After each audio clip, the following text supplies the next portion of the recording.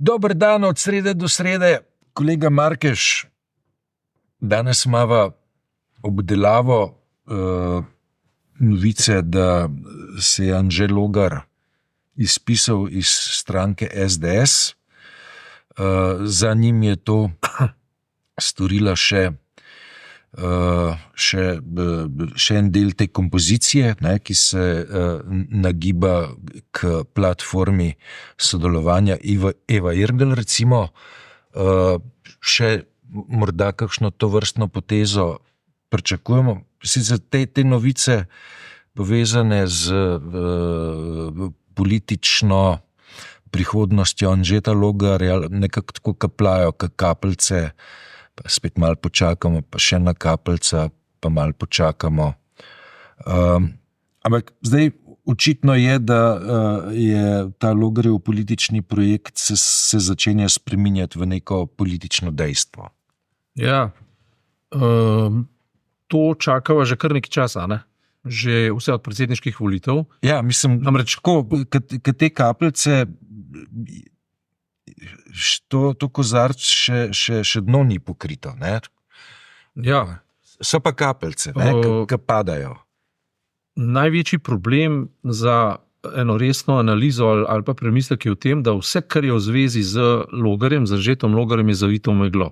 Tako kot njegova osebnost je zavita v meglo. Vse je megleno, še bolj pejorativno pojem, ne? In ta meglenost je neznanka, popolna neznanka, ne? Namreč, koliko se v bistvu ta meglenost lahko izmakne racionalnemu premisleku, ne? Ker mi lahko pač analiziramo in polovimo logične simptome in tako naprej, in na koncu ostanemo na suhem, zato ker nikoli ne moramo vedeti, kako bo odreagiral elektorat, ne? In v tem tisti, ki so meglenci, ki imajo meglenke za svoj kompas, vejo neskončno več kot analitiki. Ne? Zakaj? Ker to je pač realnost sodobnega časa, ne? Da včasih, ko je vznikal rumeni tisk, tako imenovana žuta štampa, če se spomniš, 30 let nazaj, ne? So nekateri uredniki rumenega tiska rekli, nikoli ne moreš zadosti podcenjevati bralcev, ne? Bolj, ko boš neumne stvari pisal in bolj, ko boš neverjetne stvari pisal, rajš bojo brali, ne? Bolj, ko bodo škandalozne, bolj bodo vlekle, ali so skladne za resnico, ni pomembno. In pri Anžetu Logarju ima natanko tako vtis, ne? Vsi simptomi, ki jih lahko racionalno pobereš, govorijo slej kot prej v prid dejstva, da sta z Janšo kompletno vse zmenjena, dogovorjena, ne?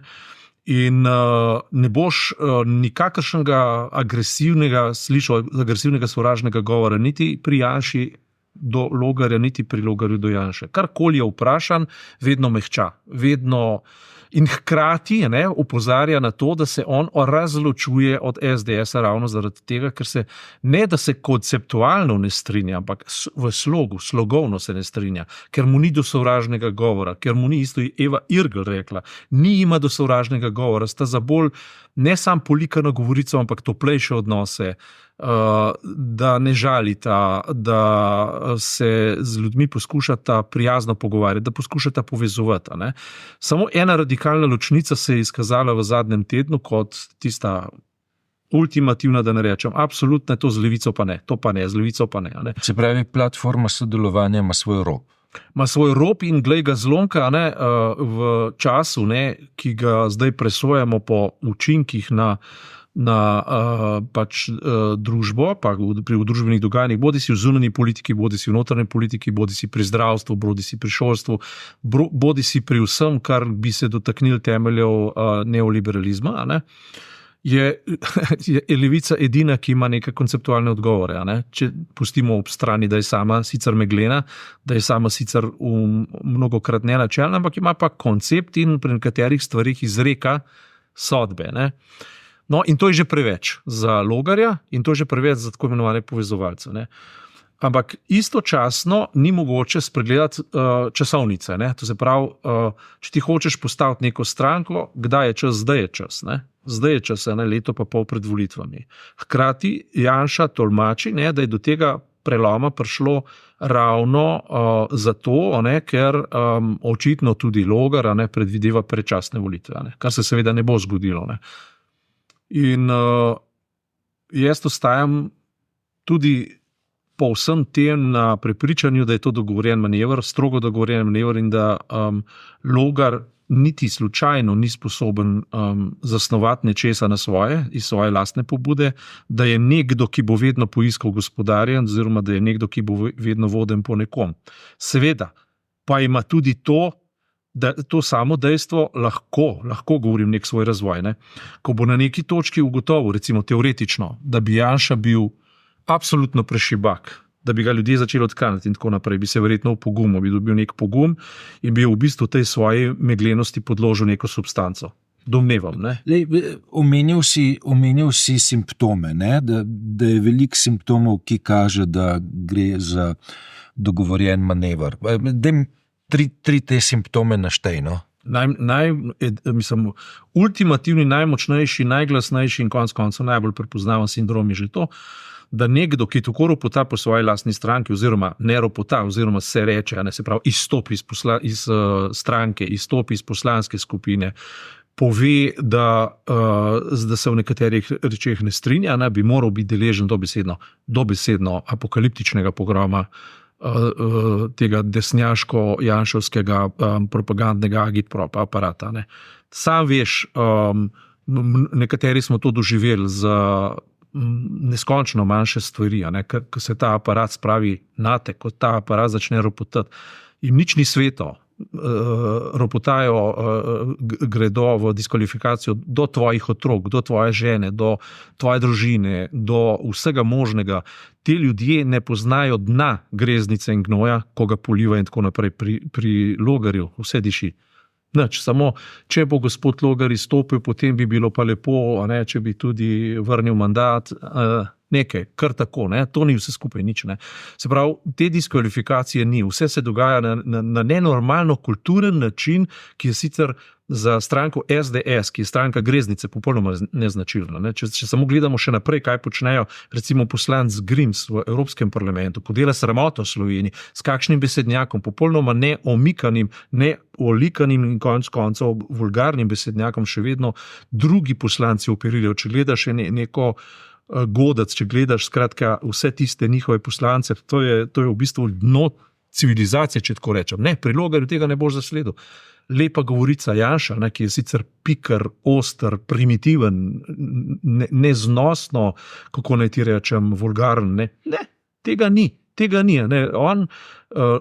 Logar uživa neko imuniteto olikanosti, lepega besednjaštva, seveda pa nekaj takih besed, ki ti boš že videl. Kakršnokoli projekcijo iz katerega volilnega bazena bi lahko Logar zajemal? Mislim, lahko zajame iz neopredeljenega dela političnega centra ali bo parazitiral na volilnem telesu, ki ga zdaj obvladuje Nova Slovenija pa SDS. Tu je račun brez krčmarja, ki ga vsi preizkušajo. Mi smo dobesedno v deželi računov brez krčmarja, v tem smislu je pa to velik eksperiment, ki se lahko na koncu vsem maščuje. Namreč, moja teza je, da Logar več kot toliko ne more poribariti v sredinskem elektoratu, zlasti ne pri vprašanjih, pri katerih se bo treba izjasniti, in so vprašanja libertarnosti oziroma konzervatiste, bom rekel, zatohle konservativnosti, če tako rečem. On se do zdaj ni izjasnil, ampak je samo čehljal ušesa. Ko se bo pa moral izjasniti, in o eni zadevi se že je izjasnil, on podpira zdravnike, ne paciente, on podpira privatizatorje zdravstva, ne javno državnega zdravstva. To se že je izjasnil in to mu bo že odškrtalo določen sredinski elektorat, ki je sicer volil Goloba. On štarta in Janševa želja je, da bi pobral Golobu svoje, ampak kulturnega konteksta slovenskega politikuma pa ne gre podcenjevati. Namreč, slovenski politikum je v idejnem smislu dobesedno radikalno razdvojen po dveh poljih, ki niso nujno zdaj samo, tako ekstremni polji, ampak so ali libertaren, ali pa nelibertaren, ali modern, ali pa predmodern pol, ki pa je razbit po pameti ustanovitvenih očetov slovenske države in pa parlamenta in pa seveda tudi slovenske javnosti v proporcionalen volilni sistem. Učinki proporcionalnega volilnega sistema so bistveno zmanjšani, odkar je Janša opravil ta svoj morilski mandat, ko je šlo v privatizacijo, skoraj pa v madžarizacijo Slovenije, vse skupaj, ne? In je Golob dobesedno poradiral male stranke sredinsko ali pa levosredinskega spektra in zagotovil učinke večinskega sistema. In zato je zdaj ta situacija toliko nevarna, ker se približuje učinkom večinskega sistema. Ne? Hkrati imamo pa Logarja, ki v zasedi, in ne smemo pozabiti, da Logar združuje tudi politike iz leve, ne? Ali pa iz nekdanje leve, ali pa tiste, ki so se imeli za leve, oziroma Pikala, ne? On je tam, ali pa Alja Brglez, on je tam. Ne? O čemer se nič ne govori, kar je zelo zanimivo, ne? O tem se ne govori, ne? Ampak pripravljajo in razglašajo že vnaprej veliko koalicijo kot velike enotnosti za Slovenijo, kar je pa strašno nevarna formula. Takrat se moraš vedno prijeti za denarnico, ne? In se vprašati, kaj za tem projektom je, kdo je tisti, ki bi bil lahko močnejši od Janše ali pa ob katerem bi Janša na koncu molčal. Janša bi na koncu molčal ob tistem, ob katerem bi bila njegova pogača zelo velika. Ne? In seveda pridemo do denarja, pridemo do projektov in pridemo do novega TEŠ6, pridemo do NEK 2. Vele projekt, ki je strašno ko ne rečem, mikaven, zelo tako delač, da nekako spominja na veliko koalicijo, levo-desno koalicijo ob TEŠu 6, ne? Ko je bil 1,5 milijardni razrez. Ne? O tem je ta teden v Mladini Gregor Golobič povedal, dal tako rekoč intervju, ki si ga splača spraviti. Izjemno luciden in pomemben intervju, kajti je obnovil vse dileme časa, ne, ko je nastajal projekt, čez tega pa 15 let. Ne. Se spominjam v tistem času, kako so takrat enaki. Ja, z letom 2006 približno se je TEŠ6 začel, ne, potem je bila zelo pomembna etapa na koncu leta 2009, potem se pa gradnja že začela. Ne, in to je tisto vprašanje, kje je možen ali pa kje je želen bratski objem levega in desnega. Kje je možen? Možen je pri denarju. Ali je možen pri spravi nad preteklimi mrtvami? Nikoli. Ali je možen pri idejnih vprašanjih, recimo, kot so, ne vem, afiniteta nekega moralnega trajektorije od svetosti življenja do splava pri cerkvi, medtem ko pa pri levici, pri progresivnem, recimo, feminizmu in pri progresivnem LGTB gibanju in tako naprej. To ni možno. Do tega nikoli ne bo prišlo in ne bo moglo priti. Tukaj ne bo nikakršnega bratskega objema. Možen je pa pri neoliberalizmu in pri denarju. Tam je pa možen in celo verjetno načrtovana. Ne? Zdaj tako, ne, da ta platforma sodelovanja pri jedrski elektrarni spet sega tja nekje do levice, ki se je izrekla proti jedrski elektrarni. Ne? Imamo neko zanimivo usporednico s tem, kar si prej govoril. Ta izjemna kakovost Golobičevega intervjuja je ravno v tem, da ne nastopa proti dejstvu, da bi se slovensko gospodarstvo lahko opolnomočilo na nekem takem projektu. Ne nasprotuje dejstvu, da jedrska elektrarna ali pa jedrska energija je potrebna ali pa ni potrebna, oziroma je potrebna. Ne. On hoče povedati na to, da so dimenzije, ki so zdaj predvidene, 10-kratnik tega, kar je Slovenijo zelo oslabilo pri TEŠ6, za 1,5 milijarde in pri avtocestnem križu se je to že začelo. Ne? In tisto, kar je bistveno, je to, da se ne moreš zaradi interesa pač nekih skupin zakleniti za 20 let, da med tem progresivno nastajajo alternative jedrski elektrini v jedrski energiji, namreč pri malih jedrskih elektrarnah, kar že deluje in potem je pokazal na švicarski model, ki je fleksibilen, ko se lahko ko se lahko na referendumih ljudstvo odloča tako rekoč iz leta v leto, ali pa na 2 leti, ali pa največ na 5 let, ne da ti zdaj en velik projekt začneš, ga 20 let delaš, čez 20 let pa ugotoviš, tako kot pred te 6, da je že zastarel in da imaš za sabo samo neskončne dolgove, ki bodo pa kaj povzročili? Ne? Povzročili bodo v bistvu izsušitev države, ugrabitev kapitalsko države in temu primerno popolno zaporo vseh nalog države, kot so sociala, zdravstvo, šolstvo in podobne stvari. Tisto, kar država naj bi skrbela, je celo obramba države. In v tem smislu se mi zdi, sledim argumentu zdaj, ne dejstvu, da to reče nek politik, ki bi imel recimo interes za vstop v politiko. Sledim argumentu. In če kdo drugačen ga prinese, mu bo zelo pametno slediti. Jaz se bojim, da bo to glas, ki ne bo slišal. Argumenti so pa izjemno dobri. In gre v bistvu za moment demokracije,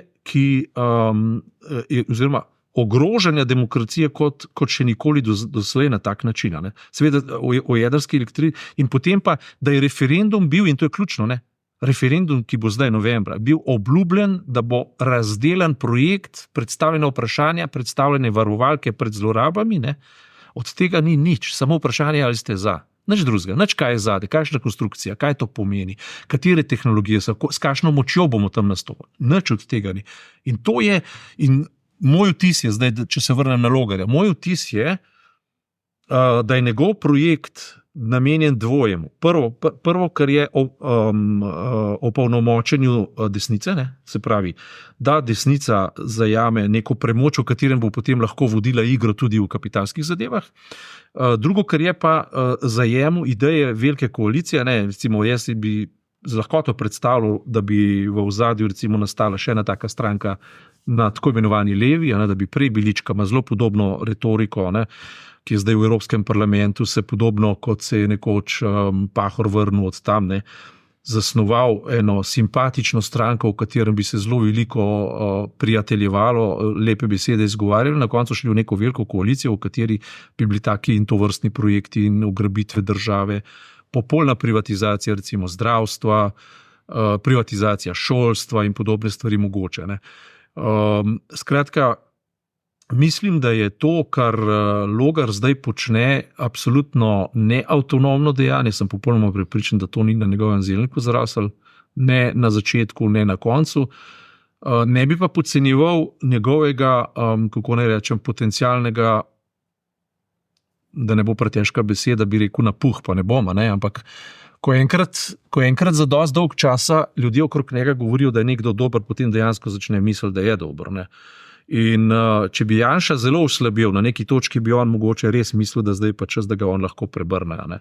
In tega se Janša zelo boji in mislim, da je to zdaj, veš, včasih v lepi slovenščini reče, so situacije, zlasti, če so narejene iz neke dobronamernosti, ker rečeš, prideš do situacije iz dobronamernosti, ki lahko rečeš, da je to win-win situacija. Jaz mislim, da je ta situacija v razmerju med Logarjem in Janšo situacija, ki lahko rečeš lose situacija. Jaz mislim, da bo na koncu koncev podrtija in za enega in za drugega. Vprašanje pa, kakšne konsekvence bo to imel za celoten prvič družbeni, politični in pa javni prostor. Dobro, kolega Markeš, 20 minut sva govorila. Toliko. Prihranva vse misli, ki jih imava še za naprej, za naslednji teden. Hvala.